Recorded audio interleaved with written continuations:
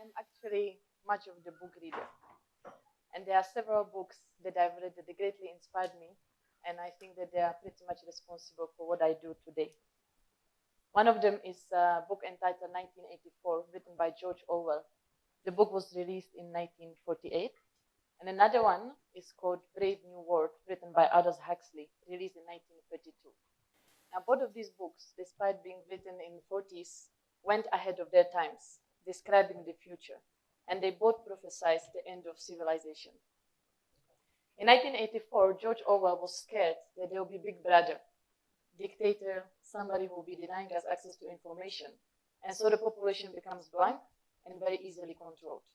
He feared that what we hate will kill us. On the other hand, Brave New World, Aldous Huxley felt that there is absolutely no need for us to worry about the Big Brother, because there will be a generation of people who have all the access to information, but they are just not interested in it. He feared that what we love the most will kill us. And in this case, it was a love for technologies. He was describing people amusing themselves with technologies, entertaining themselves, living a high life full of drugs and alcohol. And so we have these two scenarios, how the world is probably going to look like, since they were written in the 40s. The society that is hungry for information but cannot access it, and the society who has information, but they are just not interested. And I love both of these books. They inspired me greatly. I love the characters, I love the stories. But I did not make much depth of it until far much later when I was in the university and I studied development studies. Because during my studies, we started seeing the impact of technologies on the human behavior, on the way we relate to one and each other, on the way we are losing our values. It all slowly disappears without us noticing. And so I came across this book, Amusing Ourselves to Death, written by Neil Postman. He's an educator. The book was released in 1985. 1 year later, after the George Orwell prophesied that there would be Big Brother and there will be end of civilization. And he actually pointed out that prophecy of Brave New World is actually far much closer to the truth.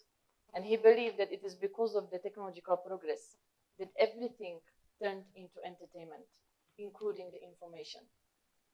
And we love entertaining ourselves.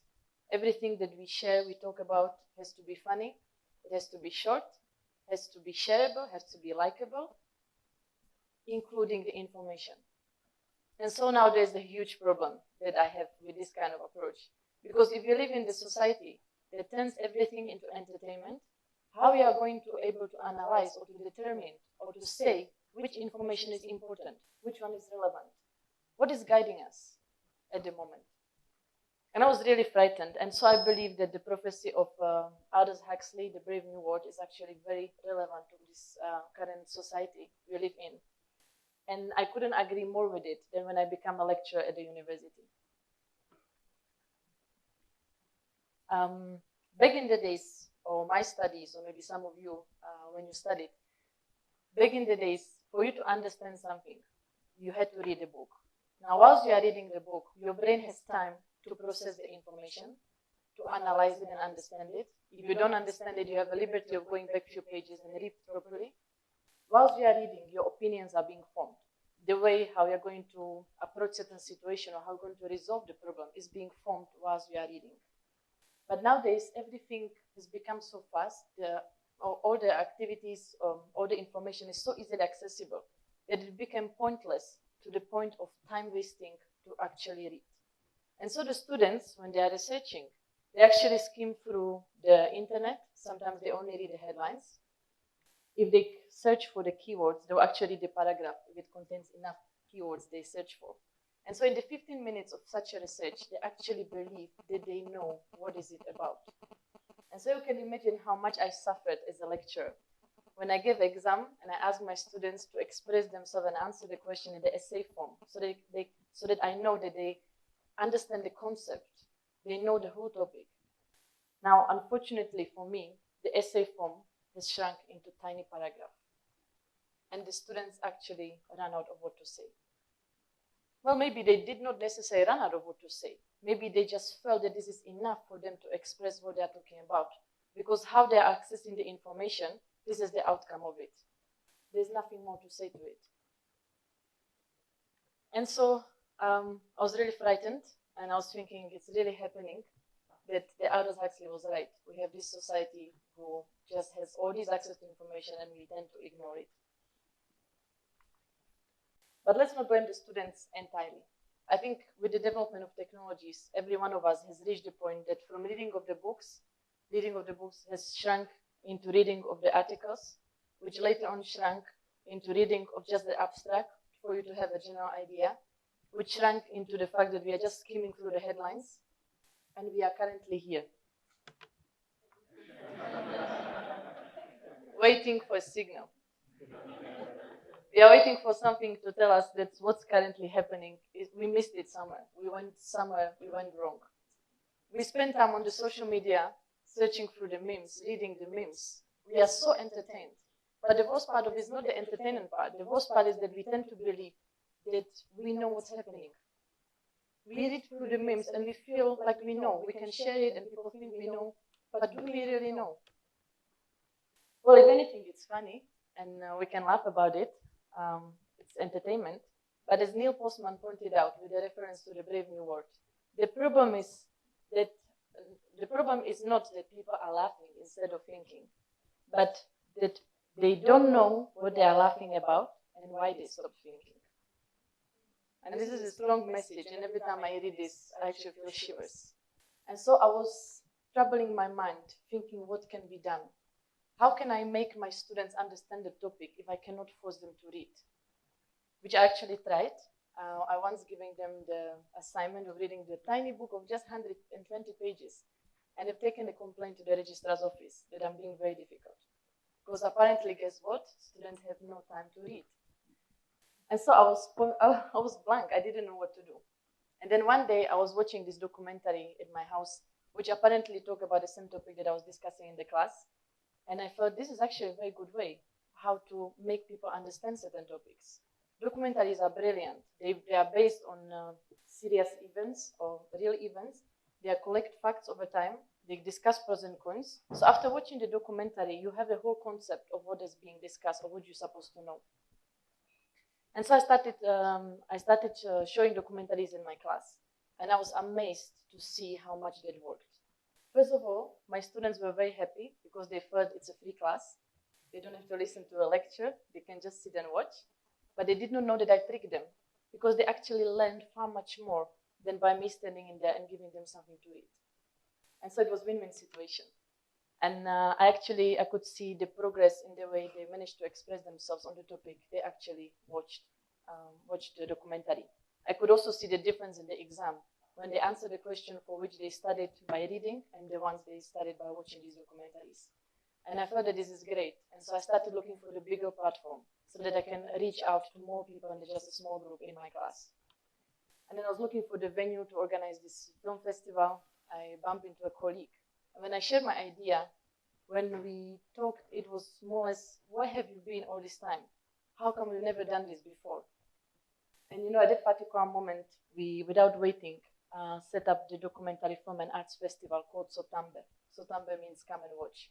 It was established in 2014, and we were so passionate about this thing of empowering young people and giving them full information that we set up the first edition of the film festival in only 14 days. It was brilliant. The outcome was just amazing. You could see young people watching, and we discovered how much they're actually hungry for information and how much it strikes them when they discover that they only thought they knew, but they actually did not know. The discussions that went on after watching the documentaries were so powerful, we had to stop them because we were running out of time. And it was the moment when I was standing there and watching these people, interested in discussions, and I was feeling how you probably felt, each one and one of you, once sometime, is that you are exactly where you're supposed to be, and you do exactly what you're supposed to do. So we went on screening the documentaries and empowering people and bringing the discussions. But then again, let's not just talk about documentaries. There are movies. We are talking about the whole film industry. The movies and every video content that we watch that actually has an impact on us. The movies can guide us. Movies can shape our future. They are turning us into our future selves. Movies can tell you what to wear. Movies can inspire you so much that you change your lifestyle. That kind of impact we are talking about. And I remember when I was at the university and I attended this workshop, which was more as like a people, meetup of the people talking about South Korea. It was entitled Life in South Korea. So there was this meetup of the people who went to South Korea before and those who are yet to travel. And it was brilliant because they were showing us the pictures of the lifestyle, there was a presentation, they showed the video clips, and we were all watching. We had the answer and question answer sessions afterwards. And then it was really great until the facilitators announced that none of the pictures and none of the video clips that we watched in the presentation was actually taken in South Korea. And everybody froze. Now, people who are not traveling to South Korea before, they can be excused. But there were a lot of people who went to South Korea, and nobody questioned what they saw. So when we had this discussion afterwards, how vulnerable we are towards what we see, they started coming and they said, actually, when I watched this picture, I thought it may not necessarily be South Korea because that type of tree or that type of animal is probably not found there. But they did not raise their hands. They did not question. Because we are not able to question what we see. I think we are not equipped to do that. We are very vulnerable towards what we see. When I was young in high school, there was this TV series going on, Dawson's Creek. It was like everywhere. And before you knew it, everybody was dressed like the characters in this TV series. There was so much later when I discovered that the TV series was sponsored by the clothing company, and their profits skyrocketed. So the way I trick my students to watch documentaries to learn something, the clothing company tricked us to buy the products without us knowing. Seemingly harmless love story, You've Got Mail, was released in 1998, featuring Tom Hanks and Meg Ryan. It's a beautiful romantic story. As a girl, I love this movie and I watched it several times. It's telling you the love story between the big corporate businessman and the lady who owns the bookshop, which she eventually has to close because she cannot copy and she cannot fight these corporate words. But nobody paid attention to this story because what we saw is the love story between them and they ended up together and everybody was happy. But we failed to see that this movie actually told us or prepared us that it is okay for the corporates to come on board and liquidate and destroy the businesses of the small businessmen. This is now 20 years later and we see it happening on a daily basis and we are not questioning it because somehow it became normal, because we learn from what we see and we are accepting it. And I'm actually very happy, if I look at my childhood, I'm very happy I was born in 1987 and what impacted me most were books and this type of movies. Because to be honest, if you switch on the TV nowadays and you see the content that is being produced, the language that people use, the values that are being promoted, you will be actually scared to switch on the TV, especially when you have children. I have a 7-year-old daughter. She's amazing, she's brilliant. But then only 30 minutes of her spending in front of TV watching Nickelodeon, she all of a sudden has this American accent, that attitude, she turns into a teenager. And I'm thinking, what is happening? So we can observe the impact of the media and of the movie on the children, but we fail to see that it impacts us as well. And so or let me just say that the movies can be created to destroy somebody's culture. Movies can be created to turn us into the consumers, buy products that they want us to buy. But movies can also be created to unite and to create the future that we want to see, create a brave new world with the responsible citizens. And so in our organization, as I mentioned, we open up the platform and we no longer screen only documentaries, but we screen the movies with social change. We screen the movies, feature films that are telling us about the world the way it is now, but much more telling us about the world the way we want to see. The movies should inspire you. The movies should make you feel motivated to go out there and do something. And this is the core of the organization. And so apart from the movie screenings at the film festival, we also do the film trainings and we are known for filmmaking bootcamp. We are, and I'm very proud to say that currently the SOTAMBE Documentary Film and Arts Festival is the biggest film festival in the country, with the submissions of over 300 movies from within Zambia and Southern Africa. And I think what we managed to do with my colleagues is to create a platform where filmmakers can come and share the stories to inspire others. We are not just any other film festival. Identity of the film festival is to screen the movies with the social change, for people to be inspired. Do we want people to start reading books again? The easiest way how to do it, the fastest way how to do it, is to actually create a movie and have the characters reading the books in the movies. Because before you know it will become trendy and everybody will be doing that. Do we want to preserve the Zambian culture? Are we proud of these traditions? Let's have movies that have characters that portray this culture. This is the values that we are transferring. So I think the ultimate objective of this organization, and a shout out from us to every filmmaker out there, to everybody who creates any video content, posting on social media, know the power, know the words that you are spreading out there. Somebody is going to be affected of it. Because what we see, what we watch, is what we eventually become. Thank you.